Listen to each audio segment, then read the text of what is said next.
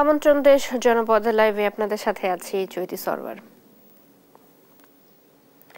সংস্কার নিয়ে জাতীয় ঐকমত্য কমিশনের সাথে জামায়াতে ইসলামীর বৈঠক চলছে। এই নিয়ে আলোচনাতে সংসদ ভবনের এলডি হল থেকে যুক্ত হচ্ছেন সহকর্মী হাসান মাহমুদ। হাসান, বৈঠকে কোন কোন বিষয় নিয়ে আলোচনা হচ্ছে?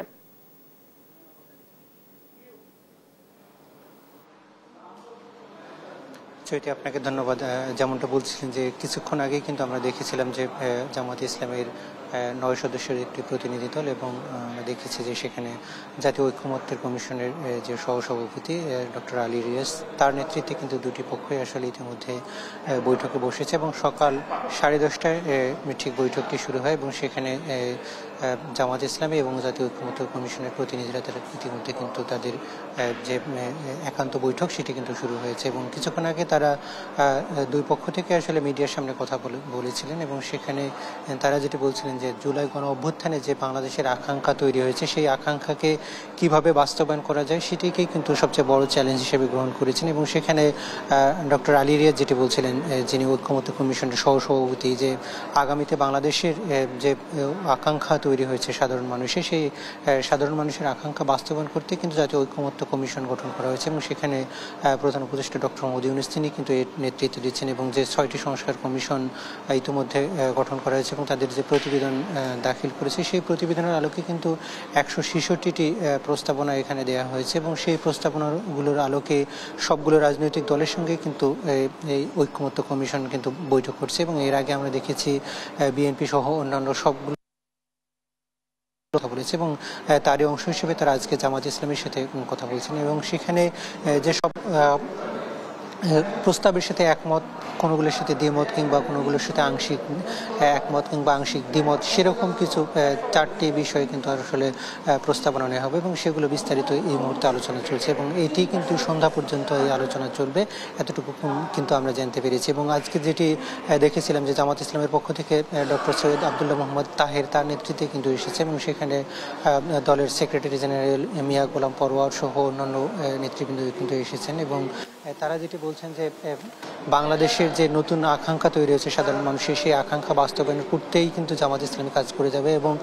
বিশেষ করে তাদের যে প্রস্তাবনা ছিল দুর্নীতিমুক্ত একটি বাংলাদেশ তৈরি করবার জন্য তাদের কিন্তু সর্বোচ্চ সহযোগিতা থাকবে। একই সাথে স্থায়ী একটি গণতান্ত্রিক পরিবেশ তৈরি করতে যে রকম সংস্কার প্রয়োজন, যত ধরনের সংস্কার প্রয়োজন, সে ব্যাপারে জামাত ইসলামী সব ধরনের সহযোগিতা করবে বলে সেখানে ডক্টর সৈয়দ আবদুল্লাহ মোহাম্মদ তাহের জানিয়েছিলেন।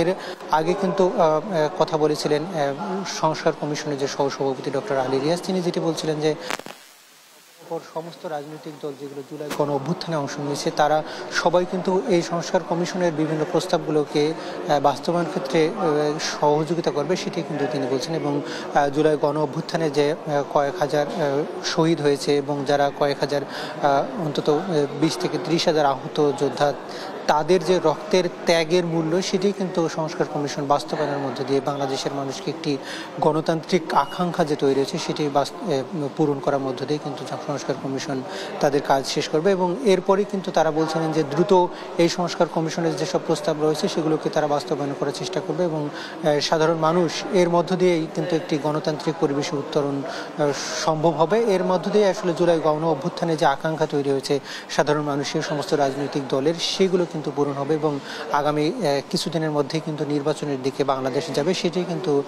ডক্টর আলী রিয়াজ বলছিলেন এবং আমরা দেখেছিলাম যে তাদের বৈঠক ইতিমধ্যে চলছে। কিছুক্ষণ পরে অর্থাৎ 12:30টার দিকে তারা মধ্যাহ্ন বিরতি হবে, সেখানে আরও বিস্তারিত বলবেন যে আসলে কোনগুলো বিষয় নিয়ে তারা ঐক্যমত পোষণ করেছেন, কোনগুলো নিয়ে দ্বিমত পোষণ করেছেন, সেটি আমরা হয়তো 12:30টার দিকে বলতে পারবো, তখন মধ্যাহ্নের বিরতি চলবে। তো এই ছিল আমার কাছে সংসদ ভবন এলাকা থেকে সবশেষ পরিস্থিতি। ধন্যবাদ। কুষ্টিয়ায় ব্রিটিশ আমেরিকান টোবাগো কোম্পানির শ্রমিকদের 22 দফা দাবিতে চতুর্থ দিনের মতো অবস্থান কর্মসূচি চলছে। এ নিয়ে আরো জানাতে যুক্ত হচ্ছেন সহকর্মী নাহিদ হাসান তিতাস।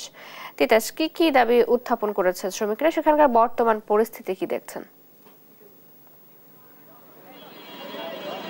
চৈতি, আপনি যেমনটি বলছিলেন যে 22 দফা দাবিতে কুষ্টিয়া ব্রিটিশ আমেরিকান টোবাকো কোম্পানির শ্রমিকদের যে অবস্থান কর্মসূচি ও ধর্মঘট সেটি কিন্তু আজকে চতুর্থ দিনের মতো গড়িয়েছে। শ্রমিকরা কোম্পানির সামনে কিন্তু প্রতিদিন এবং রাত অর্থাৎ রাত দিন 24 ঘন্টায় কিন্তু এই অবস্থান কর্মসূচি পালন করে আসছে। তারা বলছে যতক্ষণ না পর্যন্ত তাদের 22 দফা দাবি মেনে না নেওয়া হবে ততক্ষণ পর্যন্ত কিন্তু তারা এই যে অবস্থান ধর্মঘট যে কর্মসূচি তারা পালন করছে সেটি কিন্তু পালন করবেই। তাদের দাবি যে 2006 সালের শ্রম আইন অনুসারে 2022 সাল থেকে এই ব্রিটিশ আমেরিকান কোম্পানি তাদের পাওনা মুনাফা বুঝে দেয়নি, প্রভিডেন্স ফান্ডের বুঝে দেয়নি, এমনকি আইন বহির্ভূতভাবে এখানে শ্রমিকদের চাকরিচ্যুত করা হচ্ছে। এই যে এমনই 22 দফা দাবিতেই কিন্তু শ্রমিকরা লাগাতারভাবে আজ চতুর্থ দিনের মতো আন্দোলন কর্মসূচি করে আসছে।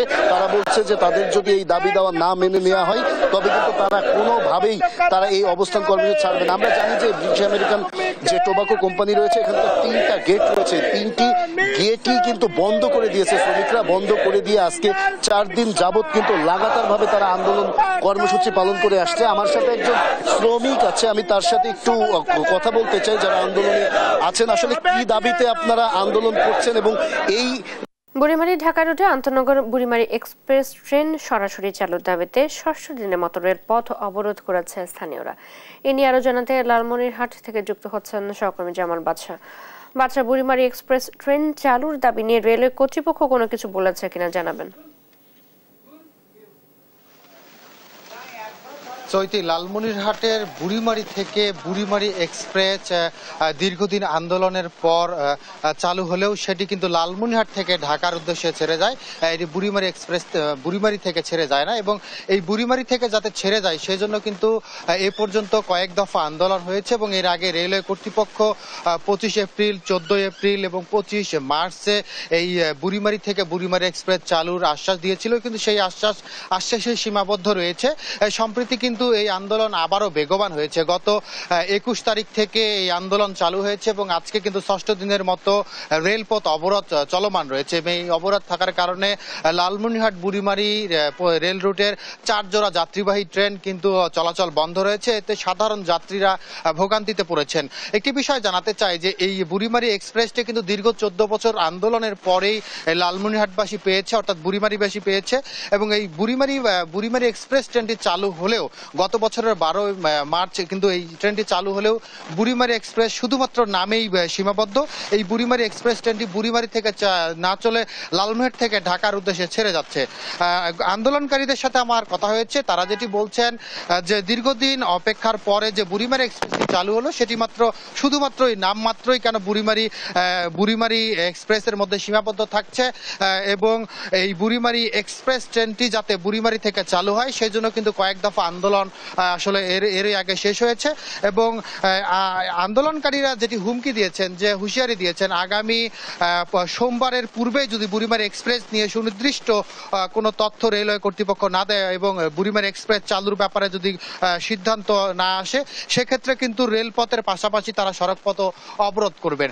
সাধারণ যাত্রীদের সাথে আমাদের কথা হয়েছে, তারা যেটি বলছেন যে এই অবরোধ চলমান থাকার কারণে তারা যে ভোগান্তিতে পড়েছেন, তাদের কিন্তু রেলেই একমাত্র যাতায়াতের পথ ছিল। লালমনিরহাট থেকে বুড়িমারি যে রেল রুট রয়েছে সেটি কিন্তু বন্ধ রয়েছে আপাতত। আরেকটি বিষয় হচ্ছে, এই ভোগান্তিতে পড়লেও যারা যাত্রী সাধারণ রয়েছে ভোগান্তিতে পড়লেও তারা যেটি বলছেন যে বুড়িমারি এক্সপ্রেস ট্রেনটি কিন্তু যাতে বুড়িমারি থেকেই চালু হয় সেজন্য কিন্তু এই ভোগান্তিও তারা কিন্তু আসলে মেনে নিচ্ছে, এবং দ্রুতই যাতে রেলওয়ে কর্তৃপক্ষ এই ব্যাপারে সিদ্ধান্তে আসেন তারাও কিন্তু দাবি জানিয়েছেন। রেলওয়ে কর্তৃপক্ষের সাথে আজকে সকালবেলা আমাদের কথা হয়েছে। রেলওয়ে কর্তৃপক্ষ আমাদেরকে যেটি জানিয়েছেন যে বিষয়টি ঊর্ধ্বতন কর্তৃপক্ষকে জানানো হয়েছে।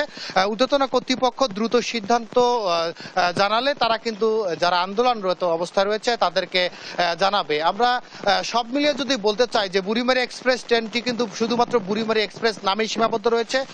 বুড়িমারি এক্সপ্রেস নাম হলেও লালমনিরহাট থেকে ঢাকার উদ্দেশ্যে ছেড়ে যাচ্ছে, এবং এটি যাতে বুড়িমারি থেকে চলাচল করে সেজন্য কিন্তু কয়েক দফা আন্দোলন চলছে। এবং এবারে কিন্তু ষষ্ঠ দিনের মতো রেলপথ অবরোধ করে আন্দোলন চলছে, এবং আগামী সোমবারের আগে যদি সুনির্দিষ্ট কোনো তথ্য রেলওয়ে কর্তৃপক্ষ না দেয় সেক্ষেত্রে কিন্তু সড়কপথ অবরোধ চলমান রাখবে। এই ছিল লালমনিরহাট থেকে বুড়িমারি এক্সপ্রেস বুড়িমারি থেকে চালুর দাবিতে রেলপথ অবরোধের সর্বশেষ খবর। চৈতি। বাদশা, ধন্যবাদ আপনাকে। লালমনিরহাট থেকে আমাদের সাথে যুক্ত ছিলেন সহকর্মী জামাল বাদশা। রংপুর সিটি কর্পোরেশনের রাজস্ব আদায় হয়নি শতভাগ, এতে স্থবির হয়ে পড়েছে উন্নয়ন কাজ। এ নিয়ে আরো জানাতে যুক্ত হচ্ছেন সহকর্মী রফিকুল ইসলাম। রফিক, রাজস্ব আদায় বিলম্ব হওয়া নিয়ে কর্তৃপক্ষ কি বলছে? চৈতি, আপনি বলছিলেন, তার আগে একটু বলে রাখি যে আপনি জানেন যে রংপুর সিটি কর্পোরেশন প্রতিষ্ঠিত হয়েছে 2012 সালে। এরপরেই কিন্তু নানা বৈষম্যের শিকার হয়েছে উত্তরের এই সিটি কর্পোরেশনটি। আপনি জানেন যে দেশের দ্বিতীয় সর্ববৃহৎ city corporation Rangpur city corporation, 203 বর্গ কিলোমিটার এই মহানগরী। গত 24 এবং 25 অর্থ বছরে এই সিটি কর্পোরেশনের জন্য উন্নয়ন খাতে একটি টাকাও বরাদ্দ দেওয়া হয়নি। অভ্যন্তরীণ যে আয় রয়েছে সেই আয় দিয়েই কিন্তু এই মহানগরীর যে নাগরিক সেবা দেয়া হয় সেটি দেয়া হচ্ছিল। আমরা দেখেছি যে এই দেশের পরিবর্তিত পরিস্থিতিতে সিটি কর্পোরেশনের মেয়র মুস্তাফিজুর রহমান মুস্তফা সিটির যে 33টি ওয়ার্ড রয়েছে সেই কাউন্সিলর এবং সংরক্ষিত ওয়ার্ডের যে কাউন্সিলর রয়েছে তাদেরকে কিন্তু অব্যাহতি দেওয়া হয়েছে। এরপরেই নানা ধরনের নাগরিক যে দুর্ভোগ সেটি পড়েছেন। আমরা বিভিন্ন নগরীর বিভিন্ন এলাকায় ঘুরে দেখেছি যে উন্নয়ন কাজের যে স্থবিরতা সেটি রয়েছে। সড়কে ছোট বড় খানাখন্দায় পরিণত হয়েছে। এইখানে যে প্রধান ড্রেনগুলো রয়েছে, পানি নিষ্কাশনের ব্যবস্থা, সেগুলো একেবারেই অচল অবস্থা রয়েছে। বড় বড় ড্রেনের মুখগুলো বন্ধ হয়ে রয়েছে। আসছে বর্ষায় যদি এই ড্রেনের সংস্কার করা না হয় তাহলে কিন্তু বড় ধরনের একটি যে এই শহরে যে পানিবন্দী হয়ে পড়বে নগরবাসী, সেটি কিন্তু ধারণা করছে নগরবাসী। একই সঙ্গে মশক নিধন সহ অন্যান্য যে কার্যক্রম রয়েছে সেটিও কিন্তু একেবারেই অচল অবস্থা হয়েছে। মানুষজন দিনে এবং রাতে মশার যে অত্যাচার, সেই অত্যাচারে কিন্তু অতিষ্ঠ রয়েছে। আরেকটি কথা বলি, আমি নগরীর বিভিন্ন এলাকায় গিয়ে নগরবাসীর সঙ্গে কথা বলেছি যে আগে সিটি কর্পোরেশনের যে কাউন্সিলর ওয়ার্ড অফিসগুলো ছিল সেখানে কিন্তু মানুষজন ওই অফিসে গিয়ে কাউন্সিলরের সহযোগিতায় নানা ধরনের সেবা পেতেন, তাৎক্ষণিকভাবে সেবা পেতেন। বিশেষ করে নাগরিকত্ব, জন্ম নিবন্ধন, ওয়ারিশন সহ যে এই যে জরুরি সেবাগুলো রয়েছে সেগুলো কিন্তু তারা পেত। এখন যেটি হয়েছে যে এই ওয়ার্ডগুলোতে কাউন্সিলর না থাকায় এখানে কিন্তু প্রশাসক বসেছেন, এই প্রশাসক কিন্তু এই অফিসগুলোতে বসেন না। এমনকি সিটি কর্পোরেশনের যে প্রধান অফিস আছে সেখানে বসেন না, অর্থাৎ দায়িত্বপ্রাপ্ত যারা রয়েছেন তারা কিন্তু তাদের নিজস্ব অফিসে বসেন। এই কারণে নাগরিকরা যারা আছেন তারা কিন্তু সিটি কর্পোরেশনে গিয়ে তাদেরকে না পাবার কারণে নানাভাবে যে দুর্ভোগ, সেই দুর্ভোগে তারা পড়ছেন। একই সঙ্গে এই যে সিটি কর্পোরেশনের অন্যান্য যে সুবিধা পাবার কথা সেই সুবিধাও কিন্তু তারা পাচ্ছেন না। এই অবস্থায় নগরবাসী মনে করছেন যে এই যে দুর্ভোগ এবং নাগরিক সেবায়, সেই নাগরিক সেবা যেন সহজ করা হয়, এমনটি তারা দাবি তুলেছিলেন। চৈতি। রফিক, ধন্যবাদ আপনাকে। রংপুর থেকে যুক্ত ছিলেন আমাদের সাথে সহকর্মী রফিকুল ইসলাম। রবিগঞ্জে ফুটপাত দখল ও অবৈধ ব্যাটারি চালিত অটোরিকশার দৌরাত্ম্য বাড়ায় সড়কে তীব্র যানজট সৃষ্টি হচ্ছে। এ বিষয়ে বিস্তারিত জানাতে যুক্ত হচ্ছেন সহকর্মী আমির হামজা। ফুটপাত উচ্ছেদে প্রশাসন কোনো উদ্যোগ নিয়েছে কিনা, আর যানজট নিরসনে সংশ্লিষ্ট কর্তৃপক্ষ কোনো পদক্ষেপ নিয়েছে কিনা জানাবেন। দেখুন, আসলে হবিগঞ্জের যে হবিগঞ্জ শহরটি অত্যন্ত গুরুত্বপূর্ণ, কারণ এই শহর দিয়েই কিন্তু হবিগঞ্জের প্রায় 4টি উপজেলার মানুষ, যদি বলি যে হবিগঞ্জ সদর, আজমেরিগঞ্জ, বানিয়াচং এবং নবীগঞ্জ, এই উপজেলাগুলোর মানুষ কিন্তু সিলেটের সঙ্গে যাতায়াতের বাইপাস যে সড়ক সেটি কিন্তু বা এই শহরের উপর দিয়ে কিন্তু যেতে হয়, যে কারণে আসলে এই সড়কটি অত্যন্ত গুরুত্বপূর্ণ। তবে গেল কিছুদিন ধরে কিন্তু আসলে এই শহরের মধ্যে যেই অতিরিক্ত মাত্রায় টমটম, ইজি বাইক বা ব্যাটারি চালিত যেই রিক্সাগুলো আছে সেগুলোর দাপট বেড়েছে এবং পাশাপাশি সড়কের পাশে যে ফুটপাথগুলো আছে সেই ফুটপাথগুলোকে দখল করে কিন্তু ব্যবসায়ীরা ব্যবসা করছেন, যে কারণে আসলে যে মানুষের যে চলাচল বা যানজটের যে সৃষ্টি সেটি কিন্তু চরম মাত্রায় ধারণ করা। যদিও এখন আসলে বেলা 12টার কাছাকাছি সময়, এখন কিন্তু আসলে বাজার পুরোপুরি জমেনি, যে কারণে এখনও কিন্তু যে যানজটের যে চাপ সেটি কিন্তু বাড়েনি। মূলত 2টার পর থেকে সন্ধ্যা পর্যন্ত কিন্তু এই শহর দিয়েই যদি কোনো একটি গাড়ি বা অ্যাম্বুলেন্স বা যেই গাড়িগুলো যায় সেগুলো কিন্তু আসলে অতিরিক্ত মাত্রায় যানজটের ভোগান্তিতে পড়তে হয়।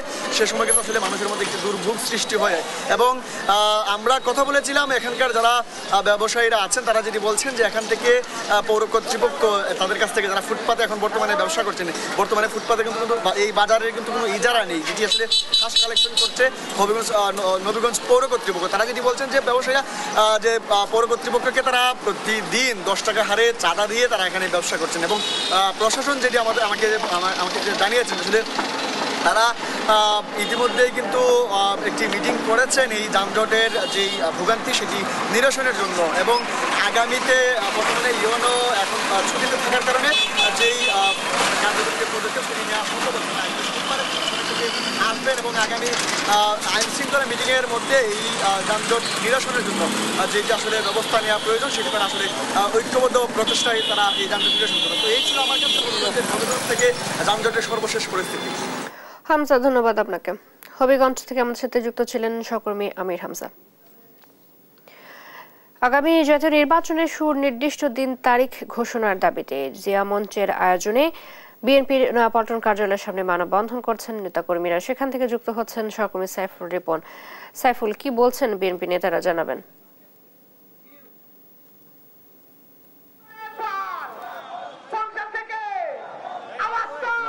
দলের কেন্দ্রীয় কার্যালয়ের সামনে আজকের এই মানববন্ধনটি অনুষ্ঠিত হচ্ছে এবং আজকের এই মানববন্ধনটি মূলত জাতীয় নির্বাচন, যেই ত্রয়োদশ জাতীয় সংসদ নির্বাচন সেটির সুনির্দিষ্ট তারিখ ঘোষণার দাবিতে কিন্তু আজকের এই মানববন্ধনে অনুষ্ঠিত হচ্ছে নয়াপল্টন দলের কেন্দ্রীয় কার্যালয়ের সামনে এবং এটির আয়োজন করেছেন জিয়া মঞ্চ, ঢাকা মহানগর উত্তর ও দক্ষিণের পক্ষ থেকে এই মানববন্ধন কর্মসূচিটি আলোচনা করা হয়েছে এবং আমরা এখানে এসে বিভিন্ন নেতাকর্মীদের সঙ্গে কথা বলেছি এবং তারা যেটি বলছেন যে এই মানববন্ধনে অংশ নেওয়ার মধ্য দিয়ে যে নির্বাচনটি বিলম্বিত করার চেষ্টা করা হচ্ছে অভিযোগ করে তারা যেটি বলছেন যে যত দ্রুত সম্ভব সংস্কার কাজ শেষ করে যেন নির্বাচন সম্পন্ন করা হয় এবং নির্বাচনের একটি সুনির্দিষ্ট তারিখ ঘোষণা করা হয়, তেমনটি দাবি কিন্তু এই মানববন্ধনে অংশ নেওয়া নেতাকর্মীরা দাবি করছেন। এবং আমরা দু একজন নেতাকর্মীর সাথে কথা বলে জানার চেষ্টা করব যে তারা তাদের দলের পক্ষ থেকে কি ধরনের দাবি নিয়ে এখানে, আপনারা আসলে কোন দাবিতে এখানে দাঁড়িয়েছেন? আমরা চাই দেশে নির্বাচিত সরকার গঠন করুক, দেশের এই ক্রান্তি লগ্নে নির্বাচিত সরকার দরকার।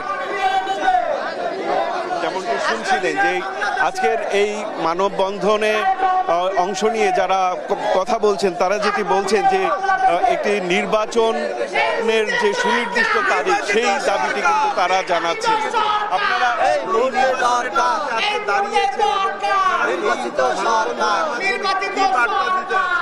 আমরা বর্তমান সরকারকে এই বার্তা দিতে চাইতেছি যে আমরা জাতীয়তাবাদী দল বিএনপি, শহীদ প্রেসিডেন্ট জিয়াউর রহমানের গড়া দল, বেগম খালেদা জিয়ার নেতৃত্বে জনাব তারেক রহমানের দল, আমরা 17 বছর ধরে একটি সুষ্ঠু নিরপেক্ষ নির্বাচন দাবি করছি।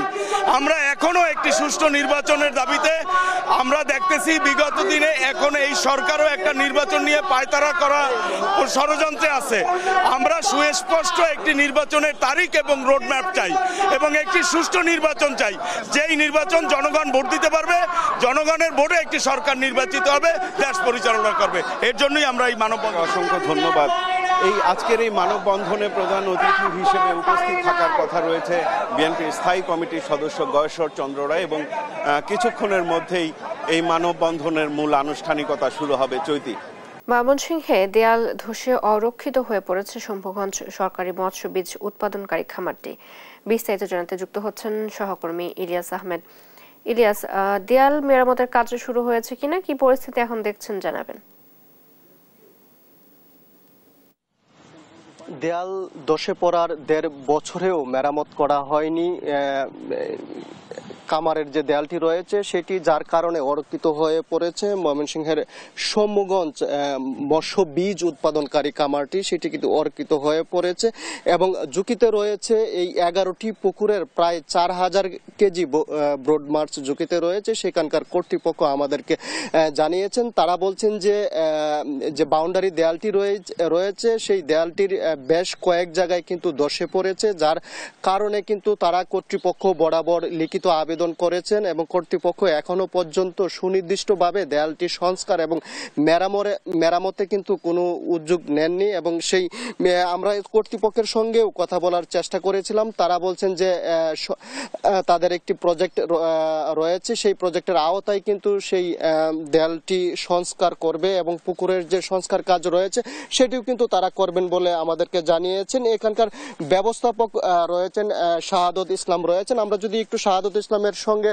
যুক্ত হতে চাই। এই যে দেয়াল ধসে পড়েছে এবং মেরামতের বিষয়ে আপনারা কর্তৃপক্ষকে চিঠি দিয়েছেন এবং কি কি ঝুঁকি রয়েছে আসলে এই খামারটিতে?